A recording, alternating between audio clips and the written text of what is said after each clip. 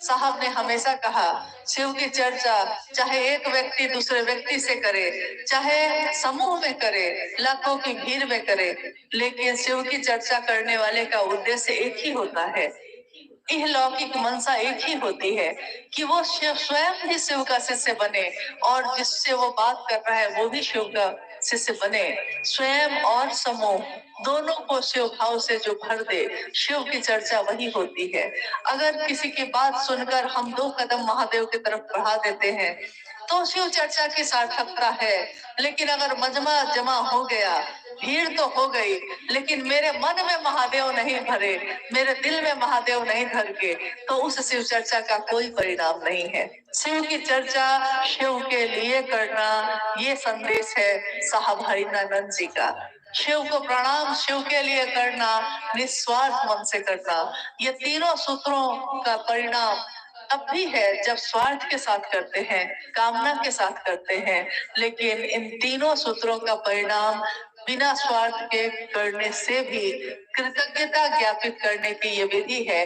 मेरे गुरु महादेव हैं, गुरु दक्षिणा देने का ये तरीका है। महादेव को ना आपके कपड़े चाहिए, ना आपका पैसा चाहिए, ना आपका फल फूल चाहिए, ना आपकी संपत्ति चाहिए। महादेव को तो भाव चाहिए और हम भाव ही नहीं देते, बाकी सब चीज तो दे देते हैं। सारे आयोजन हो और भाव ही ना हो। भाव बहुत सूक्ष्म चीज है। जब हम आप कितना पकड़ते हैं तो महादेव तो सूक्ष्माति सूक्ष्म है, वो कितना पकड़ता होगा।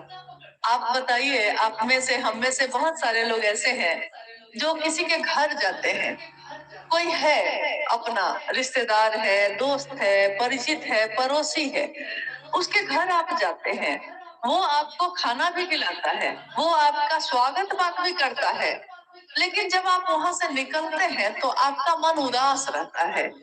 कभी कभी ऐसा हुआ होगा आपके जीवन के साथ।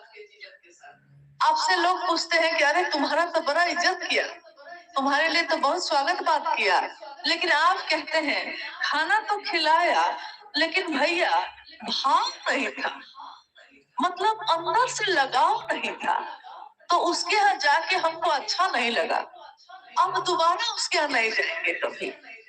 लेकिन इसी दुधी में जब 1998 की बात हो रही थी, एक झोपड़ी में एक गुरु भाई के साथ बैठे शिव की चर्चा हो रही थी। उस झोपड़ी में क्या रहा होगा? एक छोटी सी झोपड़ी में कौन से महल होंगे, कौन से पलंग और संपत्ति रही होगी, लेकिन अगर भाव हो, भाव अगर अपनापन का भाव हो तो बाकी कोई भी चीज ना हो तब भी रिश्ता गहरा होता है, तब भी हम उस व्यक्ति से बार बार मिलना चाहते हैं जिसने सिर्फ भाव दिया है आपको और उसके पास कुछ नहीं है। महादेव सूक्ष्माति सूक्ष्म है, परम सत्ता है, वो भाव मांगते हैं और हम भाव, शिष्य का भाव अगर देते हैं तो वो गुरु हमारे अभ्युदय का भार भी उठाते हैं। आइए आज के इस शिव गुरु महोत्सव में अगर कोई जिज्ञासा आई है आपके द्वारा, क्योंकि हम लोग कोई विद्वान नहीं है, हम सब महादेव के शिष्य हैं और उस रास्ते पे, जिस रास्ते पे चलने का संदेश साहब और दीदी ने दिया है, हम सब उस रास्ते पे चल रहे हैं। आप गुरु भाई हैं, गुरु बहन हैं, मैं भी एक गुरु बहन हूँ। मैं भी अपने गुरु के काम में जो भी मेरी सामर्थ्य है, निर्बल ही सही, कम ही सही, लेकिन जितना भी कर सकूं इसकी कोशिश करती हूँ। आप भी अपने जगह पे करते हैं, इसलिए हम भी आपसे कुछ सीखते हैं, आप भी हमसे कुछ सीखते हैं, लेकिन हम सबको सिखाने वाले मूल कर्ता, मूल गुरु शिव है। लेकिन हमारे आपके माध्यम से वो कुछ न कुछ कहवाते हैं, कुछ न कुछ सुनवाते हैं। आइए अगर कोई जिज्ञासा आई है तो हम लोग उस पर भी बात करते हैं।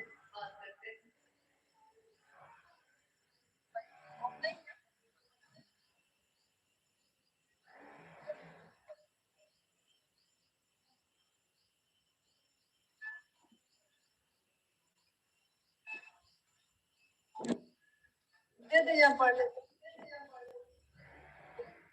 आएगा तो दे दे।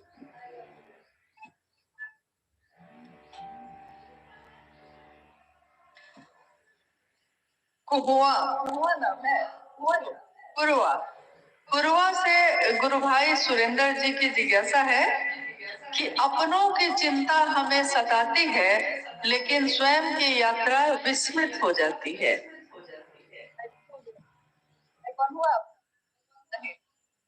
अपनों की चिंता हमें सताती है, लेकिन स्वयं की यात्रा विस्मृत हो जाती है। हम में से सबके जीवन में ऐसा होता है। ये पंक्ति है, साहब भैरवानंद जी ने सन 1990 में एक छोटी सी किताब लिखी, शिष्यानुभूति, शिष्य की अनुभूति। शिष्य ने जो समझा है महादेव को, अपने गुरु को, उसको उन्होंने उस छोटी सी पुस्तक में लिखा और उसका नाम ही है शिष्यानुभूति। आज तक में सारी किताबों पे मूल्य लिखा होता है, 100 रुपया, 200 रुपया, 500 रुपया, 1000 रुपया मूल्य लिखा होता है।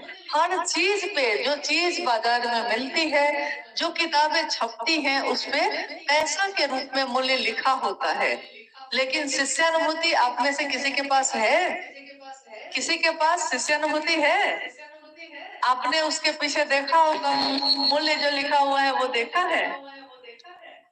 मूल्य क्या है? आपका शिव से होना। ये मूल्य आज तक किसी ने किसी से नहीं मांगा। साहब ने कहा कि अगर मैंने शिष्यानुभूति की कीमत 10 रुपया भी रखी रहती तो आज मैं अरबपति होता और मुझको महादेव का काम बढ़ाने के लिए किसी के मदद की जरूरत नहीं होती। पैसा से आदमी लाता, आदमी से प्रचार करवा लेता, लेकिन उन्होंने कहा कि मैंने अपने गुरु शिव को नहीं बेचा, क्योंकि दिल व्यापार नहीं करता है। दिल अपनापन देता है, दिमाग व्यापार करता है। ये रिश्ता दिल का है। हम अपनों के लिए जो पैसा लगाते हैं, हम उसके बारे में गणित नहीं बनाते। अपनों पे जो पैसे खर्च कर देते हैं उसको बैठ के नहीं जोड़ते, लेकिन अगर दूसरे पे किया है तो जोड़ते हैं।